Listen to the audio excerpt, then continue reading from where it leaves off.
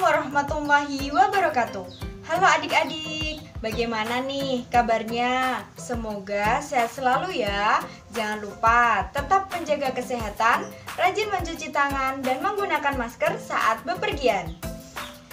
Baik, ada pepatah mengatakan tak kenal maka tak sayang. Untuk itu, izinkan kakak memperkenalkan diri. Perkenalkan, nama kakak Silvania Zahrotul Latifah dari Universitas Islam Sultan Agung, Fakultas Keguruan dan Ilmu Pendidikan, Program Studi Pendidikan Bahasa dan Sastra Indonesia. Baik, di sini kakak akan menyampaikan materi cerita fantasi. Sebelumnya, kakak akan menyampaikan kompetensi dasar yang kakak ambil. Kompetensi dasar 3.3, mengidentifikasi unsur-unsur teks cerita fantasi yang didengar atau dibaca. Baik, di sini adik-adik pasti sudah ada yang tahu ya pengertian dari cerita fantasi itu apa? Iya, betul sekali. Pengertian dari cerita fantasi yaitu teks cerita fantasi yang mengisahkan kisah fantasi. Cerita fantasi itu apa sih, Kak? Nah, cerita fantasi itu ceritanya yang mengisahkan dunia tidak nyata atau dunia mistis.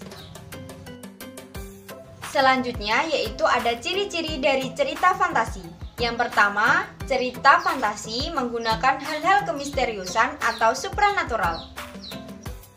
Yang kedua yaitu cerita fantasi adalah cerita fiksi yang bergenre fantasi yang diciptakan penulis berdasarkan imajinasinya.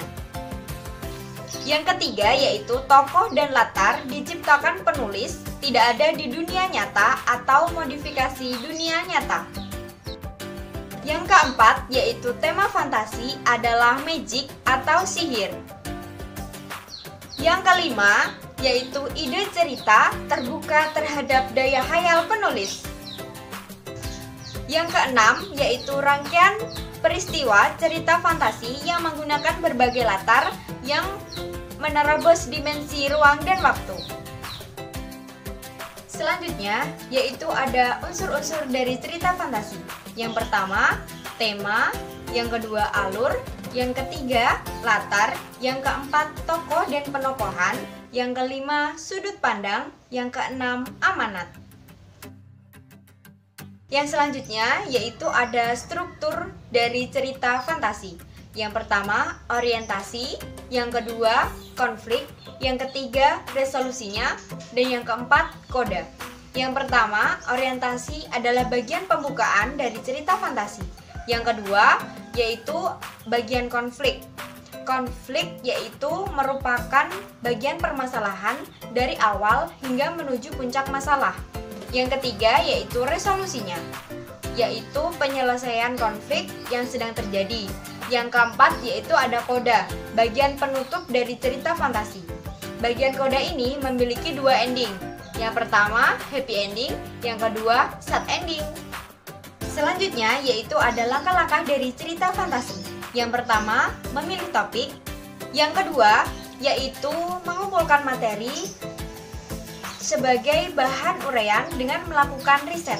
Riset di sini dapat adik-adik lakukan dengan cara melakukan penelitian. Penelitian ini dilakukan agar adik-adik mengetahui bahwa materi cerita fantasi itu benar.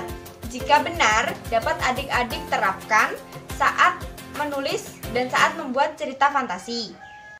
Yang ketiga, yaitu menentukan pola pengembangan bahan uraian. Yang keempat, yaitu menyusun kerangka paragraf berupa gagasan penjelas lainnya.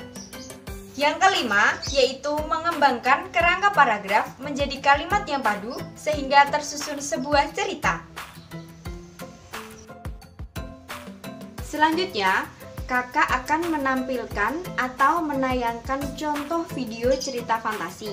Nah, adik-adik dapat mempraktekannya dengan cara membentuk kelompok yang terdiri dari 3 sampai 4 orang. Nah, jika adik-adik sudah membentuk kelompok, adik-adik dapat mencari contoh cerita fantasi di internet. Nah, setelah adik-adik menemukan satu cerita fantasi, kemudian adik-adik berdiskusi dengan kelompok. Setelah itu, adik-adik dapat membagikan tokoh mana saja yang akan adik-adik perankan dengan kelompok kalian. Seperti contoh, misalnya cerita fantasi keledai yang cerdik. Nah, di dalam tokoh keledai yang cerdik itu ada keledai, ada serigala, dan ada 2 ekor burung. Nah, jadi dapat diperankan bagaimana keledai itu berbicara, terus bagaimana serigala itu berbicara dengan keledai. Nah, bagaimana burung itu juga berbicara dengan keledai tersebut. Nah, adik-adik dapat menampilkannya dengan cara seperti drama. Nanti adik-adik video, setelah itu adik-adik dapat mengunggahnya di akun media sosial seperti YouTube, Instagram, atau Facebook. Sebelum itu, kakak akan menayangkan contoh video yang dapat adik-adik kembangkan kembali menjadi sebuah video. Selamat menyaksikan.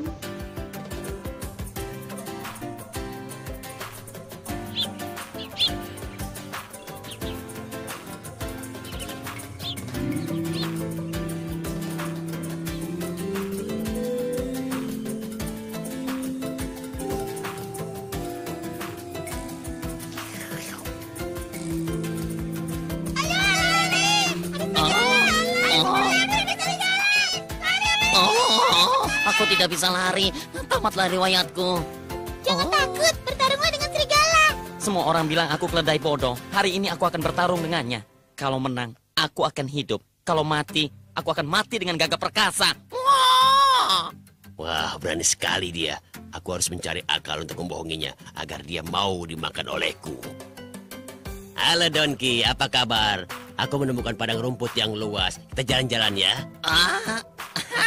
Terima kasih atas tawaranmu, tapi aku sudah kenyang. Ayolah, kenapa kau tidak berkelana sepertiku? Ayolah, ikut bersamaku. Kita mencari angin yang segar. Kau setuju kan? Serigala ini jahat sekali. Aku harus mencari akal untuk mengusirnya.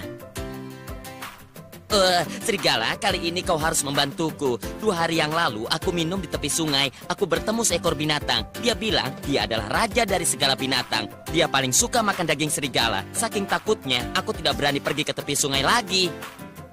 Kurang ajar. Cepat bawa aku ke sana. Aku mau melihat monster itu. Berani-beraninya dia ingin memakanku. Oh, monster itu buas sekali. Aku takut. Ayo jalan. Aku mau lihat siapa yang hebat. Ayo cepat jalan. Ayo jalan. Ayo.